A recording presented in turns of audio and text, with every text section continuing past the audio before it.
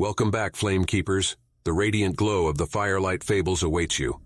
We're thrilled to have you here at the Flickering Shadows, ready to embark on yet another thrilling adventure. As the Flame Keepers, you hold the key to our blazing community of storytellers and enthusiasts. Gather round, for within these virtual embers, we ignite the magic of imagination and unleash tales that will leave you mesmerized. Keep the fire burning bright by hitting subscribe, like, and share, for with each new video, we stoke the flames of imagination and kindle the passion for storytelling. Without further ado, let's jump right in. The first day of school was always filled with a mix of excitement and anxiety, but for the students of Ridgemont High, this year held a different kind of anticipation. Rumors had been swirling about a haunting presence that lurked within the halls, preying on unsuspecting souls. As the morning sun cast long shadows over the school grounds, the students gathered, their chatter filled with nervous energy. Among them was Emma, a shy and observant girl who had always been attuned to the supernatural. She had an uncanny ability to sense when something was amiss, and that day a shiver ran down her spine. Whispers of a mysterious figure known as the Shadow Man circulated throughout the hallways. Some said he was a vengeful spirit, seeking justice for past wrongs. Others believed he was an urban legend concocted to frighten new students. But Emma couldn't shake the feeling that there was something more to these stories. As the day progressed, strange occurrences unfolded. Lockers creaked open on their own, books flew off shelves, and eerie laughter echoed through empty corridors. Fear permeated the air, and suspicion hung heavily over the students. The first suspect was Mark, a brooding loner with a penchant for dark clothing and a reputation for delving into the occult. His mysterious demeanor made him an easy target, but as Emma observed him closely, she noticed a genuine fear in his eyes. He seemed to be running from something, not causing the disturbances himself. Next on the list was Sarah, an enigmatic girl with an ethereal beauty. Whispers of her involvement with dark magic followed her wherever she went. Emma couldn't deny that Sarah had an air of mystery about her, but as she watched her closely, she realized Sarah was more fascinated by the supernatural than capable of conjuring malevolent spirits. Finally, suspicion turned to Mr. Thompson, the eccentric history teacher with a penchant for eerie tales. His deep knowledge of the paranormal made him a prime suspect. Students whispered that he had summoned the Shadow Man himself to take revenge on those who wronged him. Emma couldn't dismiss the possibility, but she sensed an undercurrent of sadness in Mr. Thompson's eyes that told a different story. With each suspect cleared of guilt, Emma's unease deepened. The identity of the true culprit remained elusive, their actions escalating in intensity. The presence of the Shadow Man grew more tangible, his dark aura seeping into every crevice of the school. As the days turned into weeks, panic gripped the students. They pleaded with the school administration to take action, but their cries fell on deaf ears. The faculty dismissed their fears as mere superstitions and refused to acknowledge the sinister presence that had taken hold. Determined to uncover the truth, Emma delved into the school's history, scouring dusty archives and forgotten documents. There, hidden amongst yellowed pages, she stumbled upon a name that sent chills down her spine. Gregory Monroe, a former student who had vanished mysteriously many years ago. Emma discovered that Gregory had been a victim of relentless bullying, tormented by his peers until he could bear it no longer. The pain and humiliation he endured became a weight that consumed his very soul. Driven to the brink, he had taken his own life within the school's walls. Suddenly, everything clicked into place. The Shadow Man was not an outside force seeking vengeance. It was the manifestation of Gregory's anguish, a tortured spirit bound to Ridgemont High. The disturbances were his cries for justice, his desperate attempt to make the world acknowledge the pain he had endured. Armed with this knowledge, Emma confronted the apparition one fateful night. With trembling hands, she reached out, offering compassion instead of fear. She understood the depths of Gregory's suffering and the injustice that had driven him to such despair. In a swirl of dark mist, the Shadow Man's form wavered. His haunting cries turned to whispers, and a deep sadness enveloped the space. Emma's heart broke for the tormented soul before her, and she pledged to bring his story to light, to ensure that no more students suffered as he had. And so, Ridgemont High embarked on a journey of healing. Emma's efforts to raise awareness about bullying and promote empathy resonated deeply with her classmates. The darkness that had clouded the school began to lift, replaced by an atmosphere of compassion and understanding. Years later, as Emma stood before a memorial dedicated to Gregory Monroe, a figure emerged from the shadows. It was Mr. Thompson, the history teacher who had carried the weight of guilt for not intervening when Gregory had needed help the most. He revealed that he had been the one to summon the Shadow Man, not out of malice, but as a desperate plea for redemption. In a poignant twist, the true antagonist was not a vengeful spirit or a malevolent force, but the collective apathy and disregard.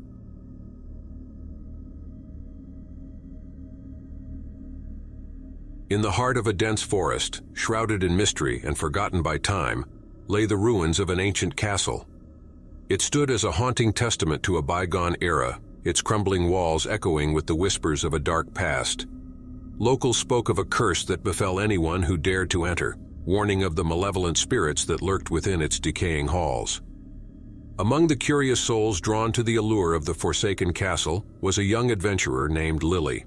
Undeterred by the ominous tales, she embarked on a treacherous journey through the overgrown forest, her heart brimming with a mixture of excitement and trepidation. Ignoring the warnings of the townsfolk, she was determined to uncover the secrets that lay hidden within the castle's ancient walls. As Lily entered the dilapidated courtyard, a chill wind swept through the air, causing the surrounding trees to sway ominously. The castle's entrance beckoned her forward, its decaying grandeur a stark contrast to the vibrant world she had left behind. Step by cautious step, she ventured deeper into the labyrinthine halls, her footsteps muffled by the layers of dust that coated the forgotten passageways. Shadows danced upon the walls, casting eerie shapes that seemed to come alive in the flickering light of her flashlight. It was not long before Lily became lost within the twisting corridors, the castle's labyrinthine design ensnaring her like a spider's web. Panic clawed at her chest as the oppressive silence closed in around her, each creak and moan of the crumbling structure amplifying her fear. With each turn, the castle seemed to shift and warp, its architecture defying logic and reason. It was as if the walls themselves were alive, taunting her and leading her further into their clutches. The air grew heavy with a sense of foreboding, and Lily's heart pounded in her ears.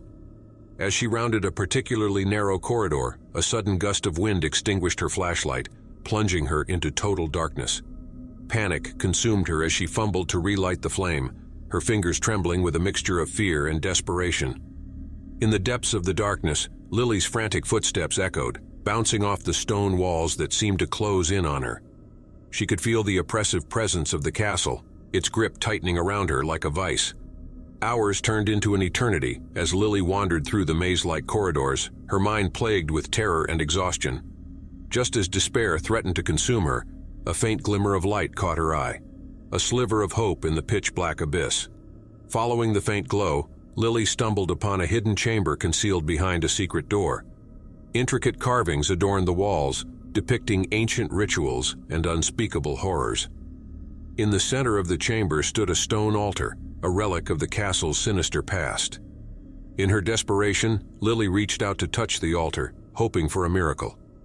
But as her fingers brushed against the cold stone, the walls of the chamber began to shift, closing in on her. Panic surged through her veins as she realized she had become trapped within the very heart of the castle's darkness.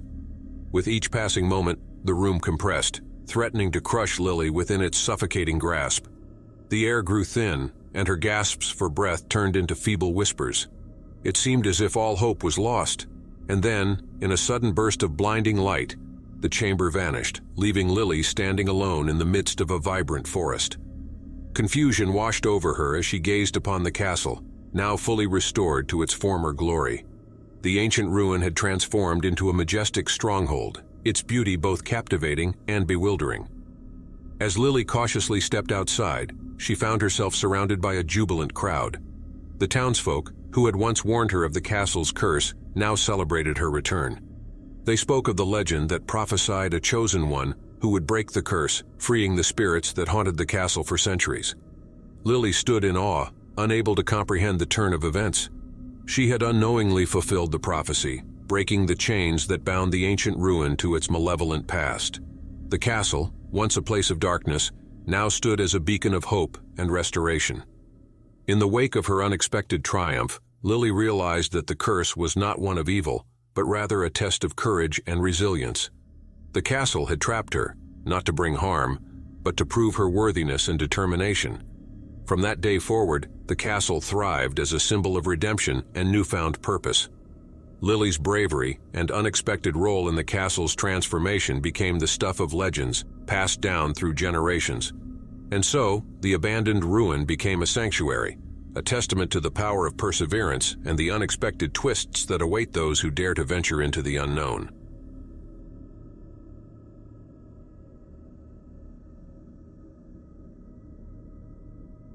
In a quiet town nestled deep within the woods, there stood a towering ancient tree that held a mysterious secret. This tree, known as the Blood Moon Tree, was said to possess an otherworldly power that manifested only during the light of a full moon. Its bark was dark and gnarled, and its branches reached out like skeletal fingers, casting eerie shadows across the land. Legend had it that when the full moon graced the night sky, the Blood Moon Tree would come alive, its trunk pulsating with an ethereal red glow. The townsfolk whispered tales of dark magic and sinister spirits that roamed the woods when the tree awakened. On a fateful night, when the full moon hung high in the sky, the Blood Moon Tree began to radiate its crimson light. The townspeople watched in awe and trepidation as the once still and lifeless tree transformed into a living, breathing entity. Its roots seemed to burrow deeper into the earth, pulsating with an otherworldly energy. As the night wore on, an ominous silence fell upon the town. Unease gripped the hearts of its inhabitants, as if they could sense an impending darkness that lurked just beyond their vision. Whispers of ancient curses and vengeful spirits echoed through the streets, heightening the tension and fear that blanketed the town. In the dead of night, a blood-curdling scream pierced the air, shattering the stillness and rousing the town from their slumber. Panic ensued as chaos engulfed the streets. The source of the terror emerged from the nearby lake, a creature tall and sinewy, with piercing red eyes and elongated limbs that moved with unnatural agility. The creature roamed the town, its presence casting a veil of terror over every corner. It left a trail of destruction in its wake, its malevolent gaze searing into the souls of those unfortunate enough to cross its path. The once peaceful town was transformed into a nightmarish landscape where darkness reigned supreme. As the town faced its darkest hour, a brave young woman named Emily dared to confront the creature. Driven by a deep-rooted determination and a love for her town, she ventured forth, armed with only her courage and a glimmer of hope. Guided by the eerie glow of the Blood Moon Tree, Emily made her way through the twisted paths of the woods. Her heart pounded with every step, the weight of the town's fear heavy on her shoulders. She could hear the creature's menacing growls grow louder, drawing nearer. Finally, Emily stood face to face with the creature, its menacing red eyes locked onto her. The air crackled with an electric energy as the two forces prepared to collide. But just as all seemed lost, a blinding light burst forth from the Blood Moon Tree, engulfing the creature in its radiance. To Emily's astonishment, the creature let out a deafening shriek of pain and retreated, vanishing into the darkness. The town was bathed in an eerie silence as the red glow of the Blood Moon Tree subsided, returning to its dormant state. Days turned into weeks, and life in the town slowly returned to normal. The townspeople marveled at Emily's bravery and hailed her as a hero. The Blood Moon Tree stood as a symbol of their resilience, a testament to the power of light that could banish even the darkest of shadows. But just when the town thought they had triumphed over the evil that had plagued them, a chilling revelation emerged. As Emily gazed upon the Blood Moon Tree one night, she noticed a peculiar carving etched into its bark, a carving that bore a striking resemblance to her own face. In that moment, the horrifying truth unfolded.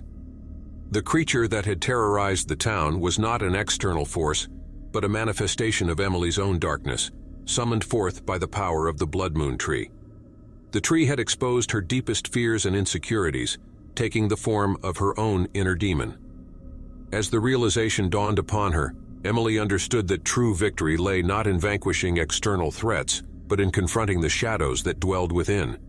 The Blood Moon Tree had served as a mirror, reflecting her own internal battles and challenging her to conquer them. And so, the tale of the Blood Moon Tree took on a new meaning. a reminder that the greatest battles we face are often those within ourselves.